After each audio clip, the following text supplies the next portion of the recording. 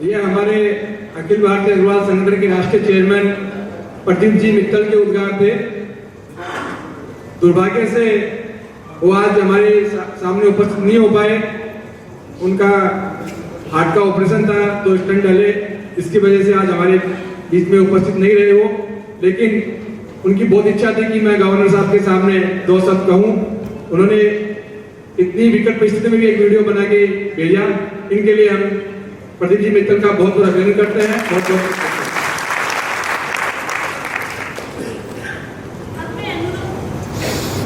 अनुरोध करूंगी श्री राजेश जी भारुका, राष्ट्रीय महामंत्री, श्री रतनलाल जी दारुका, प्रदेश अध्यक्ष, एवं श्री अशोक जी टीबरेवाल, प्रदेश महामंत्री, वो मोमेंटो देकर गवर्नर श्री का सम्मान करेंगे।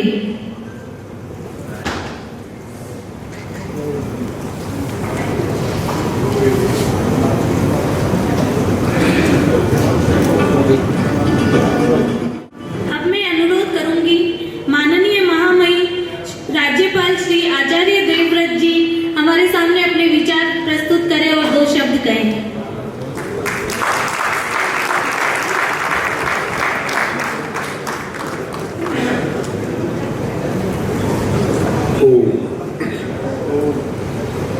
ओम असतो मा सद्गमय तमसो मा ज्योतिर्गमय मृत्युर्मा अमृतम गमय।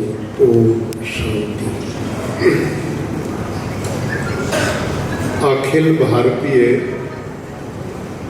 अग्रवाल संगठन नई दिल्ली द्वारा सूरत में आयोजित अखिल भारतीय अग्रवाल संगठन की राष्ट्रीय कार्यकारिणी की बैठक में उपस्थित पूरे भारतवर्ष के विभिन्न प्रांतों से उपस्थित सभी भाइयों और बहनों और मंच पर उपस्थित आदरणीय डॉक्टर सुशील गुप्ता जी, राष्ट्रीय अध्यक्ष अखिल भारतीय अग्रवाल संगठन, माननीय श्री राजेश भारुका जी, राष्ट्रीय महामंत्री, माननीय श्री रतनलाल दारुका जी, गुजरात प्रदेश अध्यक्ष, माननीय श्री अशोक टिम्बरेवाल जी, प्रदेश महामंत्री, आदरणीय श्री सुमित दारुका जी, अतिथि विशेष, माननीय श्री प्राणेश अग्रवाल जी, गुजरात प्रदेश कोषाध्यक्ष, और मेरे साथ आए हुए भाई राकेश दुधात जी, प्रसिद्ध समाज सेवी, उपस्थित संगठन के सभी पदाधिकारी और अग्रवाल समाज के सभी महानुभाव, देवी और सज्जनों, आज मुझे प्रसन्नता है कि अग्रवाल समाज एक वो समाज है जिसने आदि काल से जब भी मानव समाज की कोई आर्थिक समस्या रही और जीवन को आगे बढ़ाने में कहीं रुकावट आई, चाहे वो चुनौती राष्ट्रीय हो, सामाजिक हो, पारिवारिक हो, हर चुनौती में बढ़ चढ़कर इस समाज का योगदान रहा है।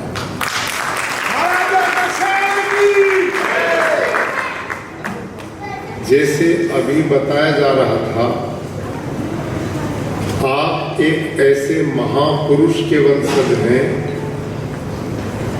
मैं स्वयं अग्रोहा गया और अग्रोहा वो नगर जो महाराजा अग्रसेन जी की राजधानी थी, और निस्संदेह एक ऐसा व्यक्ति जिसने आज से 5000 साल पहले, लोग आजकल समाजवाद की बहुत चर्चाएं करते हैं, लेकिन वो चर्चाएं मात्र हैं। प्रैक्टिकल काम यदि किसी व्यक्ति ने किया तो महाराजा अग्रसेन जी। काश आज इस सोच को हम पैदा कर पाए तो समाज की बहुत दूरियां समाप्त हो सकती हैं और गरीब निर्धन ऐसा व्यक्ति जो जीवन में आया और बगैर मकान के चला गया, महाराजा अग्रसेन की बात मान ली जाएगी और हम उनके सही अर्थों में पूरे समाज को अनुयायी बना पाए तो व्यक्ति के जीवन की बहुत बड़ी जरूरत होती है। और हरियाणा में कहावत मैंने बूढ़ी माताओं से सुनी है, माया से छाया प्यारी। सुनी होगी ना बुजुर्ग, माया से छाया प्यारी। तो महाराजा अग्रसेन ने इस समाज और देश को एक व्यवस्था दी, बिना छत के कोई जाने दिया नहीं और बिना व्यवसाय के कोई जाने दिया नहीं। दो ही रास्ते जरूरतें हैं व्यक्ति की कि उसको काम बढ़ाने के लिए कुछ पैसा मिल जाए और जब पूरा दिन काम करता रात को आराम करने के लिए छत मिल जाए। इन दोनों को पूरा करने का काम बिना किसी तनाव के। बताओ, जिस नगर में 1 लाख लोग रहते हो और कोई परिवार वहां आता है, वहां उसको सम्मान से स्वीकार ही नहीं किया जाता। भाई तू आ, ये तो ईंट पकड़ 1 लाख और ये 1 लाख रुपए पकड़। बताओ, इतना धन उस जमाने में, विचार करो आप, उसकी कितनी कीमत होगी। जो आदमी अग्रोहा में प्रवेश करता था, गरीबी तो उसी दिन खत्म हो जाती थी। ऐसी व्यवस्था प्रैक्टिकल व्यवहारिक उन्होंने दी और मैं बधाई देता हूं अग्रवाल समाज को कि महाराजा अग्रसेन की उस विचारधारा को अग्रवाल समाज के लोगों ने आज तक निभाने का काम किया। आप कहीं चले जाओ, अग्रवाल समाज में ऐसे लोग मिलेंगे कि जो अपनी कमाई का एक निश्चित धन परोपकार में लगाते हैं। आप कहीं शहर में जहां अग्रवाल लोग रहते हो, चाहे शिक्षा के क्षेत्र में स्कूल बनाने का काम हो, बेटियों की शिक्षा का काम हो, लोगों के स्वास्थ्य के लिए अस्पताल की व्यवस्था का काम हो, या कोई राष्ट्रीय विपदा आपदा आ जाए, जहां अग्रवाल समाज होता है तो बाकी लोग निश्चिंत हो जाते हैं कि हमारी जान को कोई खतरा नहीं। तो ये छोटी बात नहीं। और इसके साथ मैं इस बात को अच्छी तरह समझता हूं कि अग्रवाल समाज के लोग जहां होते हैं वो केवल वहां रहकर अपने परिवार का भरण पोषण नहीं करते, लेकिन इस समाज में इतनी काबिलियत है कि अपना तो करते हैं, हजारों को और भी नौकरी दे देते। ये कितनी बड़ी सोच। हम देखते हैं कि आप लोगों द्वारा किए गए उद्योगों के अंदर, व्यवसाय के अंदर कितने लोगों को शरण मिलती है और उनके घर में दिए जलते हैं, कितने लोगों को रोजगार मिलता है। और उन लोगों को ही नहीं मिलता, अपितु देश की जीडीपी में सबसे बड़ा योगदान ये लोग करते हैं। इससे कितना बड़ा विकास का रास्ता देश को मिलता है। तो ये प्रगतिशील सोच इस समाज ने दी। और इसके साथ साथ मैंने अनुभव किया कि ये समाज एक ऐसा है जिसने देश को वैचारिक रूप से भी जोड़ने का काम किया। और उसका कारण मैं बताता हूं। आप में ज्यादा जो बैठे होंगे, हालांकि मैं पूरा परिचित में नहीं हूं, लेकिन मैं जानता हूं आप में कहां के लोग हैं। हरियाणा से, राजस्थान से, ज्यादा वही है ना। लेकिन इन दो प्रदेश से आपने फैलना शुरू किया। भारत का कोई प्रांत नहीं जहां अग्रवाल समाज के लोग ना देखें। अब उस प्रतिभा को लेके पूरे देश में जाना, अपनी भाषा से लोगों को जोड़ना, अपनी वेशभूषा से लोगों को जोड़ना, और इसमें सबसे बड़ी बात ये भाई, ये बड़ा गंभीर काम है, छोटा मोटा काम नहीं है। 4 भाई होते हैं, जहां पैदा हुए वही एक जगह नहीं रह पाते। एक मां के पेट से पैदा हुए भी आपस में नहीं जुड़ पाते। और आपने प्रांतों को छोड़कर दूसरे प्रांतों को पकड़ करके दूसरों को अपना बना लिया और खुद उनके बन गए। ये कितनी बड़ी बात है। और बड़े बड़े लोग एक बात कहते हैं कि भाई जीवन में जीने का एक ही तरीका, या तो किसी को अपना बना लो और या किसी के बन जाओ, ये ना तरीका। अब जिस बावड़े ने ना तो कोई अपना बना ना खुद किसी का बना, तो धक्के खाता फिरेगा और उसको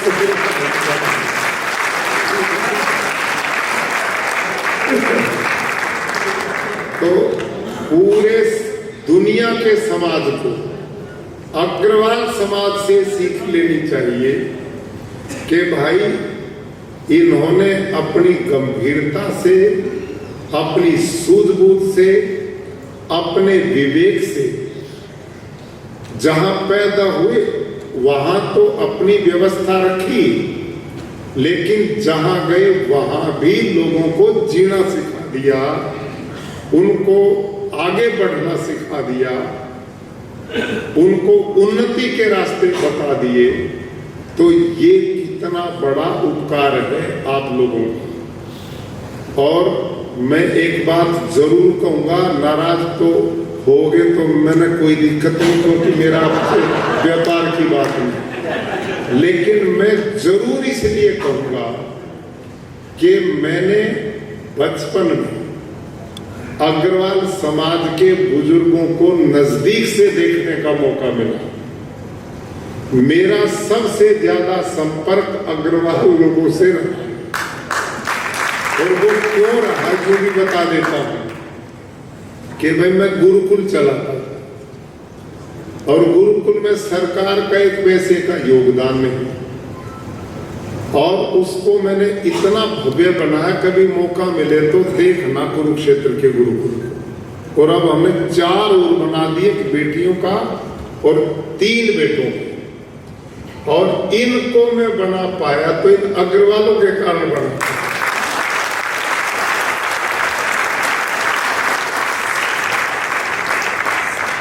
बाकी गए हुए को रोटी तो दे देते थे, पर धन तो अग्रवाल ही बरसाते हैं,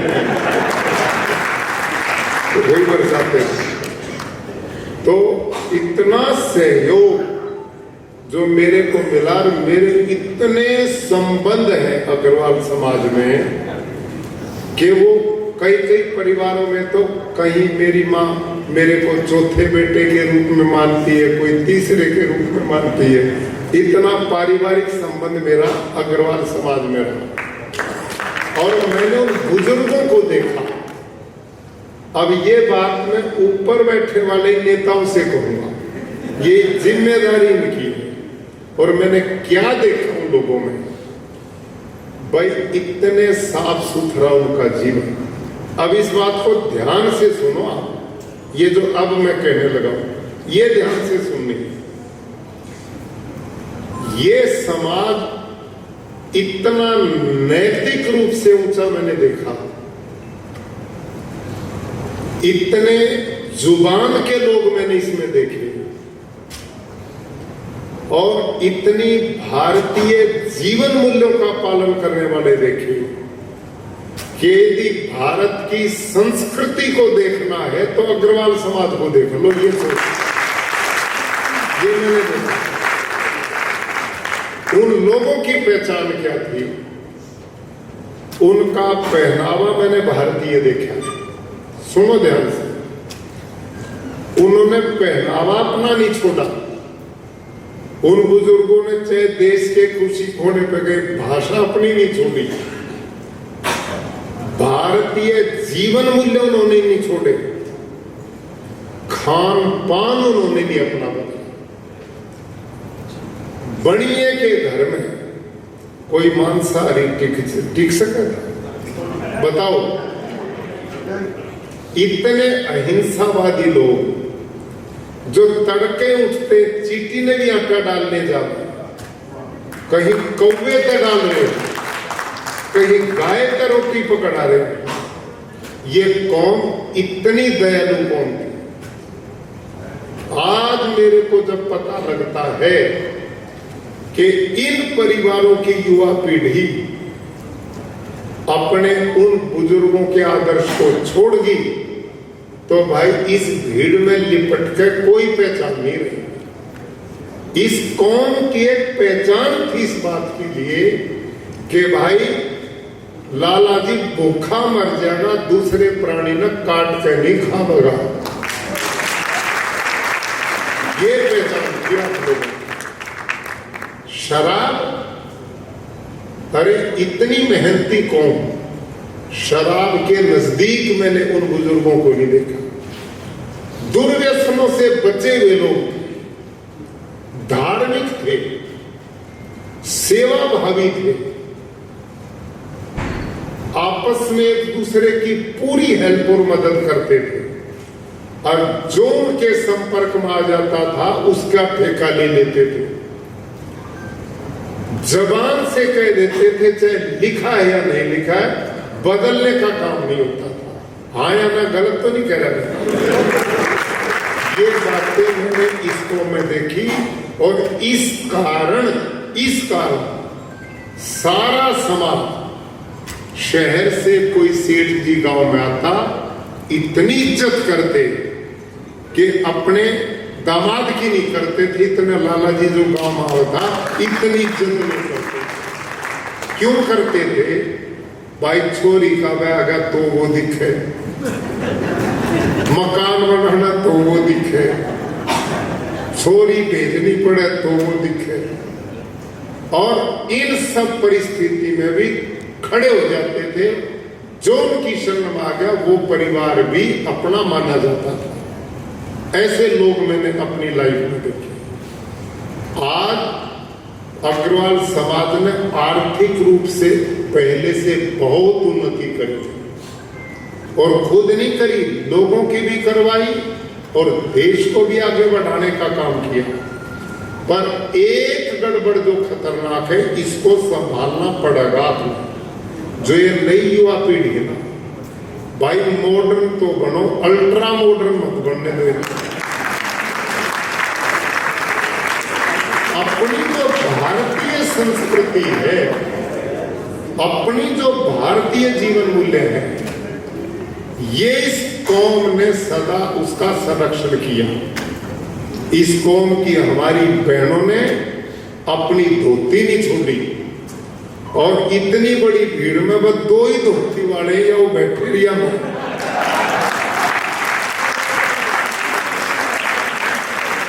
है भाई, और आप सब तक पूछो, आपके जितने बुजुर्ग थे वो यूं ही थे कि नहीं? खड़े होकर दिखा दो, इधर आ जाओ आप। भाई इतने सुंदर आदमी कोई लगा ही नहीं।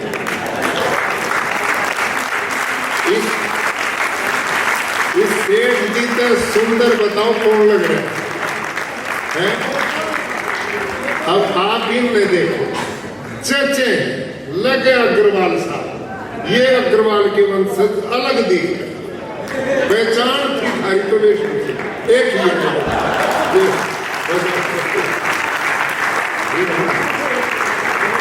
अब देखो ना, अब सही सेठ जचल दिखने लगे, ये पहचान थी आपकी।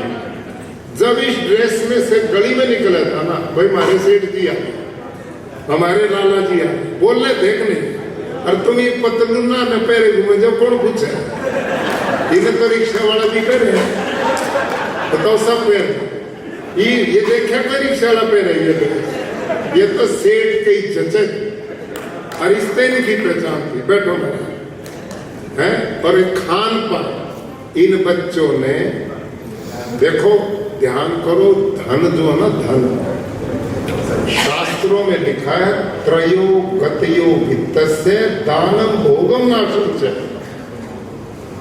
ये उपनिषदों में लिखा।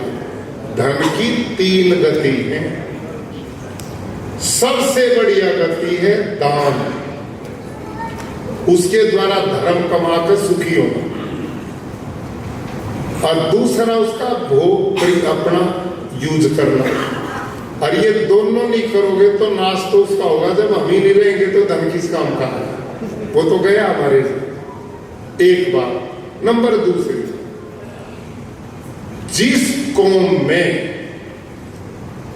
जिस परिवार में, जिस समाज में, जिस घर में धन का सदुपयोग होगा वो उन्नति करेगा, और जिस घर में समाज में धन का दुरुपयोग होगा वो बर्बाद होगा।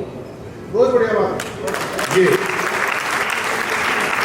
सदुपयोग क्या है? धन कमाओ। सदुपयोग क्या है? अपने बच्चों को बढ़िया शिक्षा दिलाओ, अच्छा मकान बनाओ, सुख से रहो, और जो फालतू होता उसको उनको दो जिसको उसकी जरूरत है। महाराजा अग्रसेन की तरह, उनकी तरह काम करो। और उसमें क्या होगा भाई, किसी गरीब के बच्चे की पढ़ाई का प्रबंध करो। जो आपने 5 प्रस्ताव किए मैं उनको अनुमोदन करता हूं, बधाई देता हूं। कहीं पानी की व्यवस्था नहीं, पानी की व्यवस्था हो, कहीं पेड़ लगाने का काम हो, कहीं गरीब बेटियों की शादी का काम हो, कहीं आप एजुकेशन का काम करो, स्कूल है, कॉलेजेज है और अपना अस्पताल है। आप में बहुत लोग इस काम को करते हैं। ये है धन का सदुपयोग। और दुरुपयोग क्या धन का? जिस घर के बच्चे इस धन के द्वारा होटलों में जाना शुरू कर दें, दारू पीना शुरू कर लें, भोंडे अच्छे कामों में उसको लगाना शुरू कर दें, तो ये धन जिसने सुख देना था ना, यही नरक में ले जाएगा और जिंदगी ले जाएगा। आया ना? तो इसलिए जो ये युवा पीढ़ी है ना, नहीं, आजकल औरों ने देख देख कर कंपटीशन मार, भाई खान पान शुद्ध होगा तो गीता कहती आहार शुद्ध हो सत्व शुद्धि। जिस आदमी का आहार शुद्ध है ना, उसकी बुद्धि मन चित्त सारे शुद्ध रहेंगे। जो गलत खाए पिएगा वो उल्टे काम करेगा, और उसका दुख भोग कर परिवार में भी दुखी करेगा, समाज में भी दुखी करेगा, बेइज्जती भी कराएगा। इनसे बचाने का तरीका युवा पीढ़ी में ये प्रस्ताव आपके ये भी आने चाहिए। भाई हमारे कुल में जैसे जैनी लोग एक सिद्धांत है, पहचान है कि नहीं? दुनिया में कहीं जाओ, उन्होंने अपने खान पान के कारण जहाजों में भी जैन भोजन बनवा दिया कि नहीं? जहाज में भी वेज की जरूरत नहीं, मैं भी कहने लगे जैनी भोजन। तो यह है पहचान आदमी की। हम नकली क्यों करें? अभी प्रधानमंत्री जी ने देश के लाल किले से जैसे प्रस्ताव आपने 5 रखे, उन्होंने भी 5 रखे, और उसमें उन्होंने एक बात कही है, सबसे बड़ी जरूरत है पूरे देश के नागरिकों के लिए आत्मनिर्भर भारत। आत्मनिर्भर भारत की ओर बढ़ो, ये बहुत जरूरी। आत्मनिर्भर का मतलब कि हमारे में सारी शक्तियां, संगठन होना चाहिए, सारी दुनिया में हमारी प्रतिभा है। अब उदाहरण के लिए आप अमेरिका में देखो, उनका जो नासा है, सारे इंजीनियर हमारे, वहां डॉक्टर हैं वो सारे हमारे, उद्योगपति हर क्षेत्र में कीर्तिमान हमारे बच्चे कर रहे हैं, पढ़ाई में हमारी बेटियां और बेटे वहां टॉप आ रहे हैं, सारी बालक हमारे कमा को उन्हें देने लग रहे। यही हो रहा ना। अरे इस ताकत को अपने देश में रखें, और ये ताकत कब बचेगी? जब हम औद्योगिक क्षेत्र में पूरे विकास की ओर बढ़ेंगे। आज हमें खुशी होनी चाहिए कि कल प्रधानमंत्री जी ने जहाज विक्रांत कल ही भारत को समर्पित किया। कल ही किया। अब वो दुनिया का अब तक का सबसे बड़ा जहाज है, और हमने बनाया, उसका लोहा भी हमने बनाया, सब कुछ पूर्ण स्वदेशी बना। हमारा फाइटर जहाज वो हमने बनाया, सारी दुनिया उसकी डिमांड कर रही, उसमें बोझ थोड़ा और काम ज्यादा, इतनी स्पीड है उसके काम करने की है। ऊपर अंतरिक्ष में उन्होंने जिस भेजे अपने लोग, उन्हें डबल पैसे लगाए, हमने वही काम आधे सस्ते में कर दिया। हमारे में जो क्वालिटी काबिलियत है दुनिया में कहीं नहीं है। हम विश्व गुरु रहे, सोने की चिड़िया रहे, भारत विश्व गुरु रहा। हम क्यों भूल गए अपने आप को? सारी चीज में नकल, सारी चीज में नकल। अरे हम गुलाम हजारों साल रहे, वो गुलामी इतनी मजबूती ढंग से अंदर बिठा ली कि हम तो कुछ है ही, वही कुछ थे। अरे उन तो, मैं इस मत से कहता अच्छा नहीं लगता, उन वो जो जिनकी नकल हम कर रहे ना यूरोप वाले भाई लोगों, जब आपका ढाका का मलमल एक माचिस की डिब्बी में फिट हुआ था ना, एक थान, उस टाइम तो मैं वलकल वस्त्र पहन कर गुजारा करते थे, वह पेड़ों की छाल पहन कर गुजारा करते थे, कुछ भी नहीं थे। यूके गुरुत्वाकर्षण की खोज न्यूटन ने की, आर्यभट्ट ने हजारों साल पहले कर दिया था। हम तो उनसे कई गुना आगे हैं। विश्व, अब इस बात को आप भी नहीं मानते होंगे कि भी भारत सोने की चिड़िया होगा। आप, मैं प्रमाण के साथ कह सकता हूं आपको, प्रमाण के साथ। आप लोग उस जमाने में इस देश की बागडोर आपने इतनी मजबूत ढंग से संभाली थी, अग्रवाल समाज ने। पता क्या था? सुनो ध्यान से, इस बात को कहकर समाप्त करता हूं। इस देश में एक भी गांव ऐसा नहीं था जो आत्मनिर्भर ना हो। क्या होता था हमारे देश में? कुटीर उद्योग थे हर गांव के अंदर। आज भी वो ढांचा है, लेकिन काम छोड़ गए। क्या होता था गांव में? जुलाहा होता था, कपड़े बनाता था। चरमकार होता था, जूता बनाता था। लोहार होता था, लोहे का काम करता था। तरखान मिस्त्री था, लकड़ी का काम करता था। नाई बाल काटता था। क्या नाम, झीमर पानी भरता था, हाँ या ना? थे ना ये प्रोग्राम। कुम्हार बर्तन बनावा था, और किसान खेती करता था, और वैश्य व्यापार करता था। अब ये होता कैसे था? ये सारी चीजें गांव के लोगों की जो आवश्यकता थी, वो आपस में एक दूसरे से आदान प्रदान करके लेते थे। अपना काम उनका मजे में चला, और बाकी सारा सामान जो बचता था उसको आप लोग गांव में जाते थे और उनका वो सामान खरीदते थे। और समुद्री जहाज भारत के दुनिया में सबसे ज्यादा विकसित थे उस काल में। आप लोग उनके सामान को लेकर सारी दुनिया में उसका व्यापार करते थे, दुनिया में बेचते थे, और बदले में कागज के रुपए नहीं लेते थे, बदले में तुम लेते थे सोना। और सारी दुनिया का सोना इस देश में इकट्ठा हो गया, इसलिए इसका नाम क्या पड़ा, तो बोल पड़ो। आई समझ में? ये था प्रैक्टिकल, ये था प्रैक्टिकल। और इतना सोना इकट्ठा हो गया, इतना वैभव इकट्ठा हो गया। और आप एक बात समझ लो,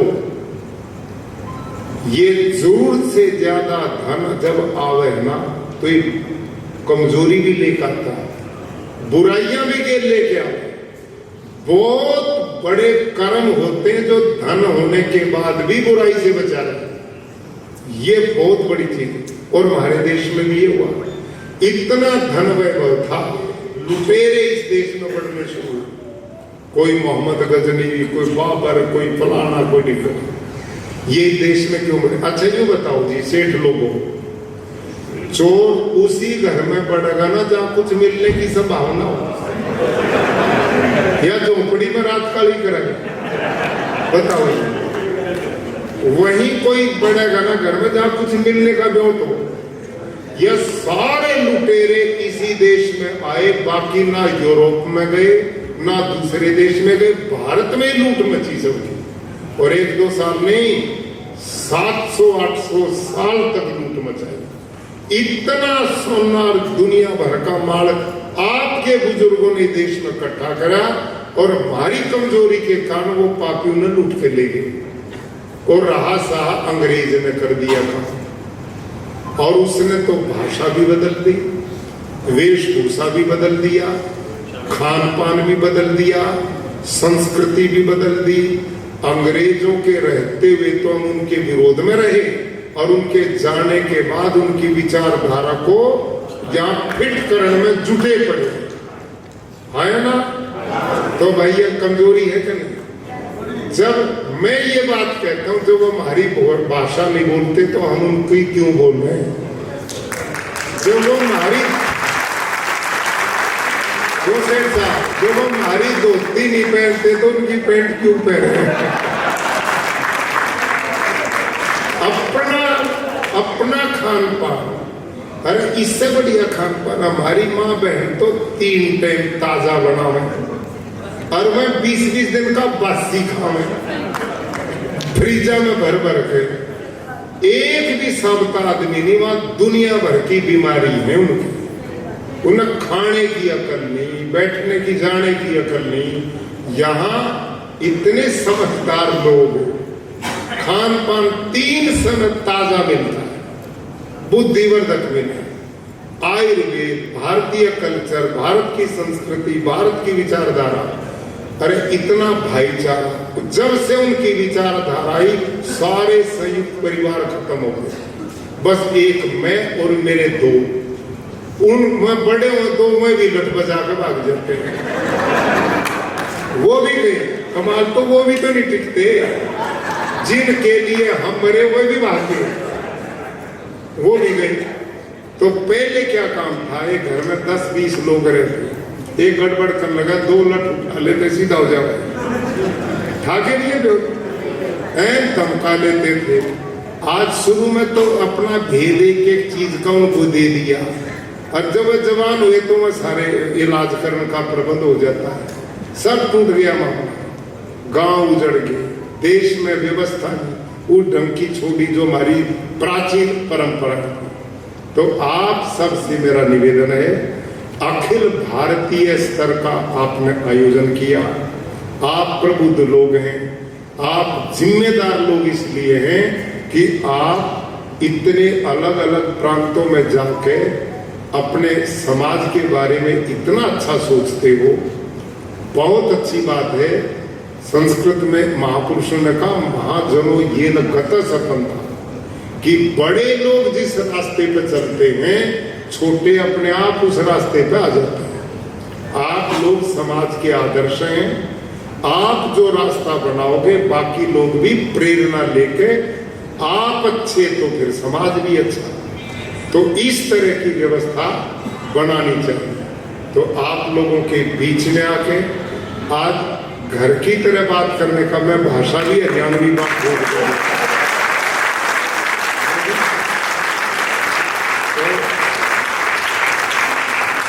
3 साल में आज अनुभव हुआ कि हूं तो गुजरात में पर अपने लोगों में बैठा, बड़ा सुख मेरे को मिला।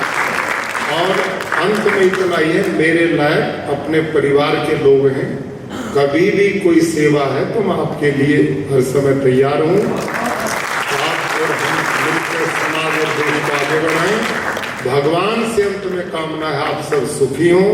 सर्वे भवन्तु सुखिनः, सर्वे सन्तु निरामया, सर्वे भद्राणि पश्यन्तु, मां कश्चित् दुर्भाग् भवेत्। आप सबका बहुत बहुत धन्यवाद।